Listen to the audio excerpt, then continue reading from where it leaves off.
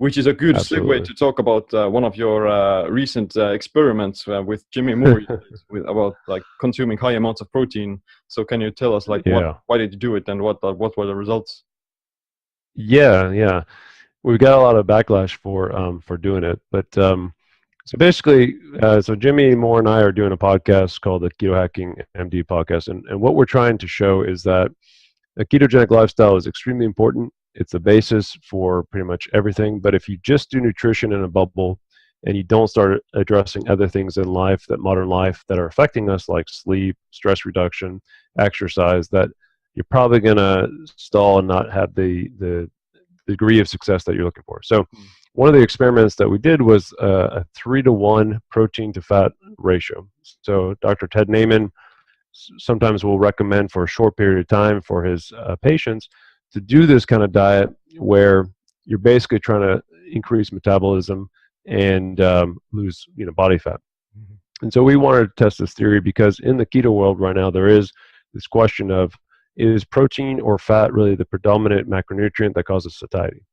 And one of the things that we've noticed is that with the advent of MCT oils and a lot of these shakes, people are starting to down high levels of fat calories in liquid form.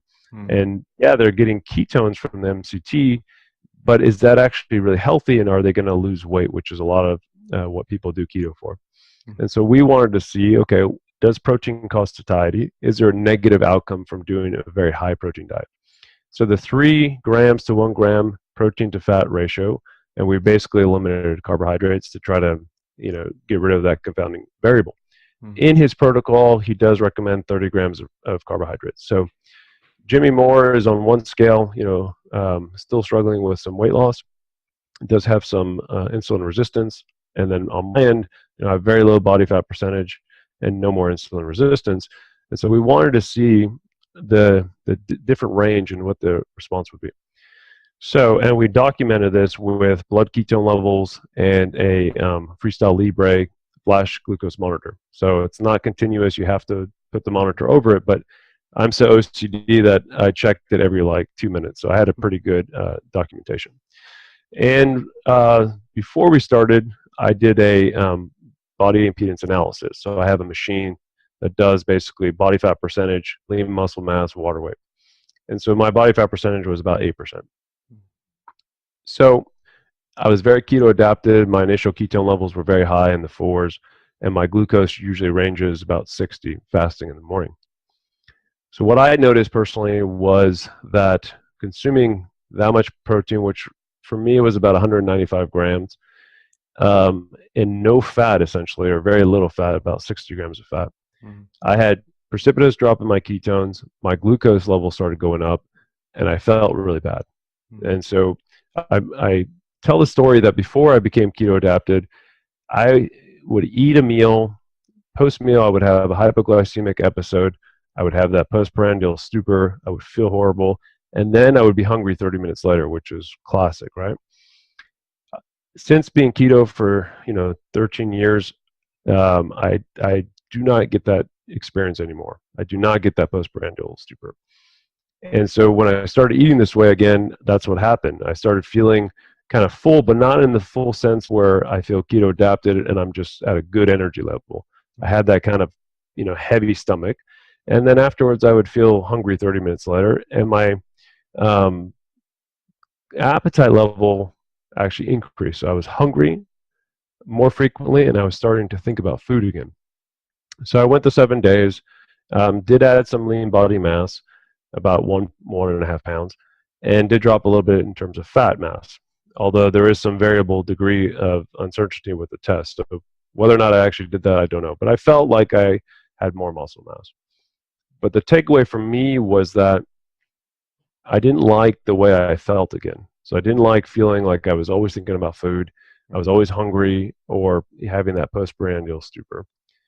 Jimmy, on the other hand, had a much different experience where he became hypoglycemic very quickly and symptomatic from it with his blood glucose in the 50s, still maintaining ketones in the 1 to 1.5 range. He had to eat much higher levels of protein because of his lean body mass. He's 6'3" and he's a bigger guy. But he had a pretty bad experience. And so I think what we were trying to show is that doing high protein may not be a very safe thing if you have insulin resistance and possible Right. glucagon resistance as well. Right. Yeah. I think it's So yeah. that's kind I think like the reason why you experience this hypoglycemia and hungriness is that you kind of kick yourself out of ketosis with consuming that much protein, and that's going of, to trigger your body to go over into the sugar burning mode again. And because you're eating like zero carbs and little to no fat, yep, then your body doesn't have access to any energy, and basically correct. that's going to cause like maybe even like muscle catabolism in some cases, I would believe. Yeah, and you get almost it's called rabbit starvation, Yeah. right? So the old kind of hunter gatherers knew this, that if they just ate protein by itself, high levels of protein, then they would feel bad, tired. But as soon as they started implementing fat into their diet, and if you do a 1-to-1 ratio, which is essentially ketogenic, Mhm. then that's a different story, and you could probably consume a higher level of protein without having the impact like I had or Jimmy had.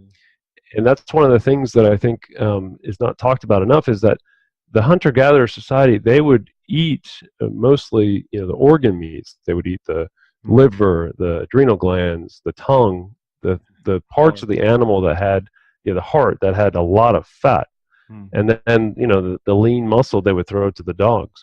So it's important to have this ratio where you need fat, and you need fat for hormone production, for your brain, for every function in the body, but you also do need some protein. And I think my takeaway from it, the positive takeaway, was that I've increased my protein intake a little bit. I was Mm. probably underdoing it some. Yeah. Yeah, I think like there is like fear amongst keto people that don't eat too much protein because of gluconeogenesis Right. and things like that. But in reality, it's not like a strict line where if you surpass it even by an inch, you're gonna get kicked out of ketosis. There's like quite a big buffer zone in the sense.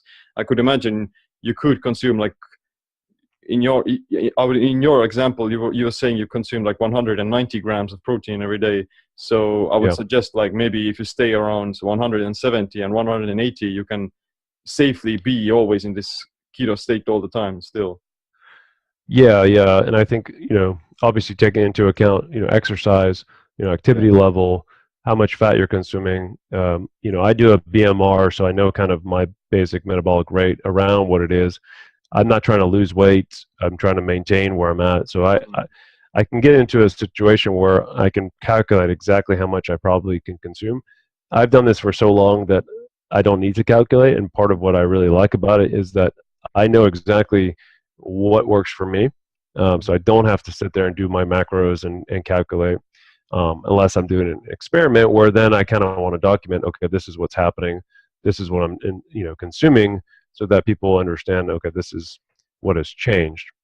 But yeah, I think protein, and it's still debated in the internet circles, and I think we're probably overdoing it in terms of how much debate we're doing. I think consume protein. Don't do 300 grams of protein. There's really no need for it. Yeah. Protein is not your enemy. As long as you're consuming healthy fats with it, is I really think the it's I takeaway. think it's much more healthier and much more effective to be focusing on eating these fattier chunks of meat and Mhm. other animal sources rather than putting on extra MCT oil and extra butter Correct. on top of all of your foods, because yeah, it Yeah. promotes other metabolic pathways that are associated with health and lower body fat and things like that.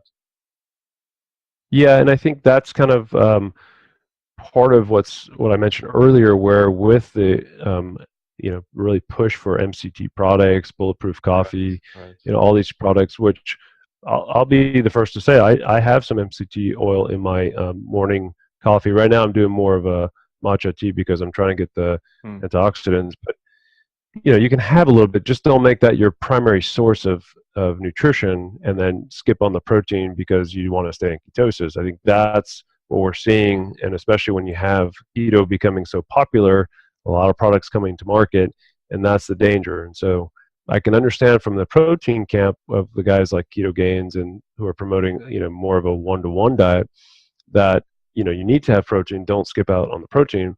Mhm. um, And you see that also in the carnivore diet that people are really starting to gravitate towards too, because Right. that's essentially what they're doing, right? They're doing Yeah. 1-to-1 ratio, fatty chunks of meat, getting the quality of meat.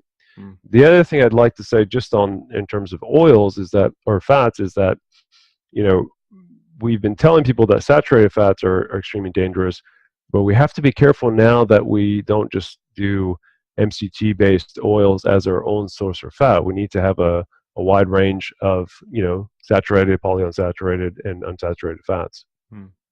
Yeah, and I fear like there's definitely a lot of confirmation bias in all camps of this discussion, like especially Sure. like the carnivore diet. They're definitely gonna Yeah. very, oh yeah, we can eat a lot of more protein and we can eat more meat and stuff like that. I love protein. Or you need only a certain amount of protein every day, and any excess doesn't benefit you that much. So Protein rocks. Correct. And then, you know, the flip side is, what about mTOR activation? Right. You know, is there an issue in terms of longevity? What about, you know, from an ecological standpoint, are we going to be consuming so much meat that it's becoming, you know, detriment to our environment? So I personally, I'm not opposed to people saying I want to do carnivore versus a Western diet.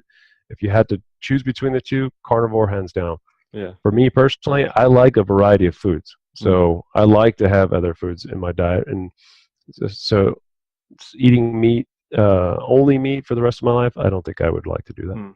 And I also like to think that implementing these different plants and herbs and vegetables, they have like a much more net positive effect on your longevity and your gut microbiome and things like that. Right. By, you know, making your metabolism more robust as well. Yeah, and there are, you know, quite a bit of studies in terms of the gut microbe that, you know, having healthy carbohydrates, healthy fiber is essential for them to survive and thrive. You know, people say, well, I'll just take a probiotic and that'll be the answer. And the reality is most probiotics are just 4 strains, and by the time they get to the colon, which is where you need them, they're all dead anyways because of the stomach acid and the transition. There are some newer kind of products that are coming to the market that are much higher concentration, and they seem to have some benefit in terms of populating the colon.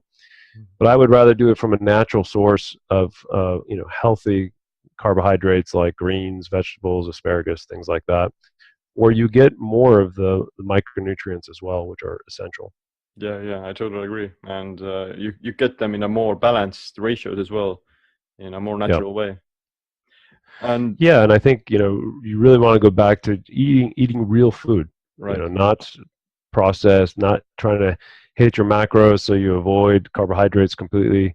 You know, obviously staying away from the refined products and grains and, you know, legumes and stuff like that. But real food is where it's at.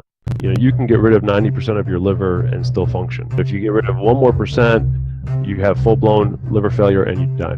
A lot of people do not understand that being in ketosis doesn't necessarily mean that you're going to lose fat. Why is our insulin elevated? Why is our glucose elevated? We're just treating the number. And that, I think, we need to get away from, and we need to start focusing on the underlying cause, which everything that you and I have talked about on this podcast. If you think about it, a lot of theories that are discounted in the past in the medical community come back around, you know, 50, 100, 200 years later. And for some reason, we realize, oh, you know what? That guy who was saying this was actually right. The monks used to go and meditate and reach nirvana. Well, I'm assuming probably some of that nirvana is because they were in deep ketosis. They weren't eating.